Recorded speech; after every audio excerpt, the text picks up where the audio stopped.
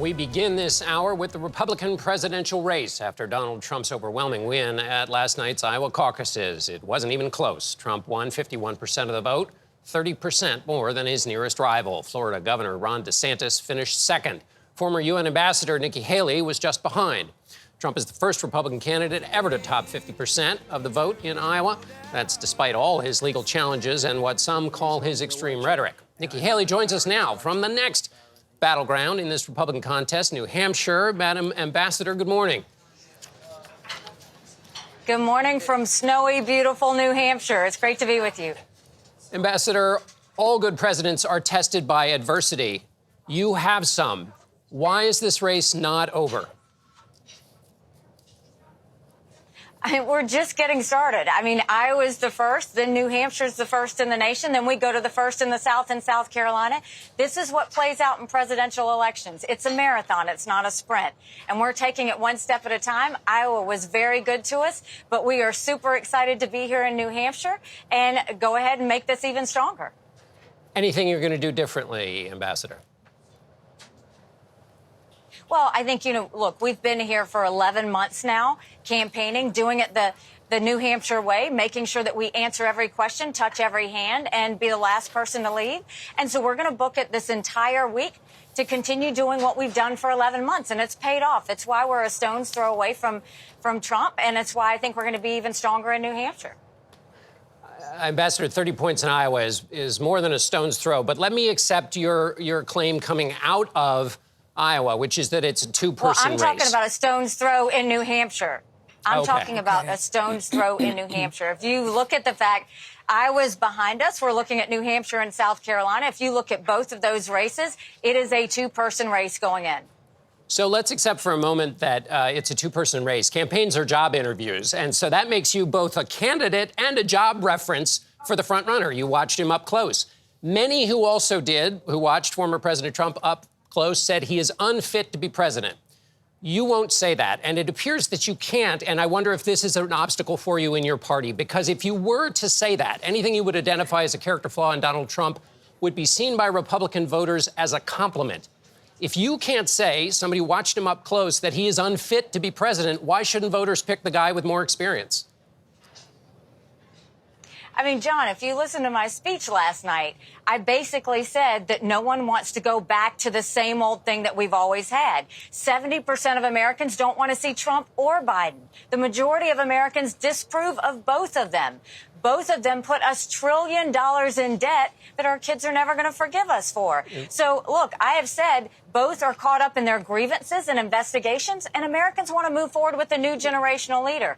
You guys want me to hate Trump. Some people want me to love Trump. I don't hate or love him. I call it out like I see it. And when I see something wrong, I say it. I've said I don't think he needs to be the next president. I'm going to be the next president. And so we want to move forward so that he's no longer a part of the conversation, that we leave the chaos of the past and we move forward with the solutions of the future. But if it's a two-person race, it's not crazy to ask about the other person in the race. You watched him up close. Is Donald Trump fit to be president?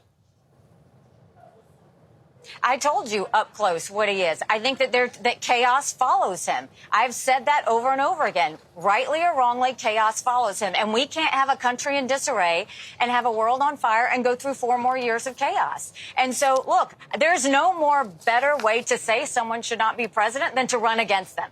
So I am running against him because I think we need a new generational leader. I'm running against him because the majority of Americans agree with me. They don't want to see Trump and Biden again. And I'm running again because if you look at the polls in New Hampshire, we're a stone's throw away from him. We got one more fella to catch up to, and we're going to get it done.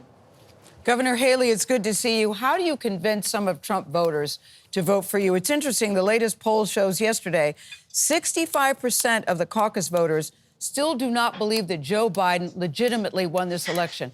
How do you combat it when people just don't believe the facts? That no matter what you say, no matter what you do, he appears in many respects to be untouchable. How do you sway his voters to say, over here, guys, please listen to what we're saying? I mean, look at the last New Hampshire poll, Gayle. I mean, you can look at it. The reason we're getting people is because we're telling them the truth. That's what people want. They don't want any more political rhetoric. They just want the truth. And I've told them the hard truth. Look, I'm wondering, Governor, do they really want the truth? I was proud to serve in his administration. Honestly, I'm wondering, do they want the truth? Because you give them the truth, but they still say, nope, it's not legit. Look, Americans do want the truth, but they want the truth about the things they care about. They want the truth about why inflation is high and what we're going to do about it. They want the truth about why only 31% of eighth graders in our country can read, and they want to know what we're going to do about it. They want the truth on why our border is open and what we're going to do to secure it once and for all. They want the truth on why we don't have law and order in this country anymore. And they want the truth on what we're going to do to prevent war. That's what they want. That's what I've heard in over 75 town halls. That's what the people of New Hampshire care about. No one's talking about the election of 2020. Everybody's talking about the election of 2024. And what they do know is they don't want a couple of 80-year-olds to be their choices. They want to see a new generational leader that's going to have new solutions, no vendettas, no vengeance, no drama, just someone that's going to go in there, fight for them, and give them results.